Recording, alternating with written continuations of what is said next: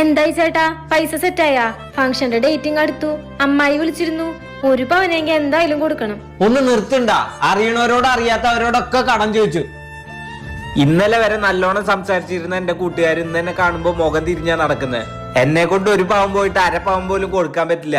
വേണമെങ്കിൽ ഒരു 2 ഗ്രാം എടുത്തു കൊടുക്കാം. അതേ എന്നെ കൊണ്ട് പറ്റുള്ളൂ. ഏത് നേരം സ്വർണം. കല്യാണ ദിവസം.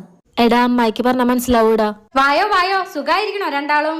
ആ, സുഖായിരിക്കുന്ന അമ്മായി. ആ, എന്റെ മോൾക്ക് എത്ര പവൻ സ്വർണം കൊണ്ടുവന്നുണ്ട്? ഇതെന്താ? ഞാൻ നിങ്ങൾക്ക് 3/4 പവനല്ലേ തന്നെ? അപ്പൊ തിരിച്ച് 1 പവനെങ്കിലും തരേണ്ടതല്ലേ? ഇതിപ്പോ 1/4 പവൻ കൂടിയില്ലല്ലോ. ഛേ, ഇതെങ്ങനെ എന്റെ മോളുടെ കയ്യിലിടാൻ കൊടുക്കുക? അത്രക്കിടാൻ വിഷമുണ്ടെങ്കിൽ അത് ഇങ്ങോട്ട് തിരിച്ചു തന്നേക്കമ്മായി.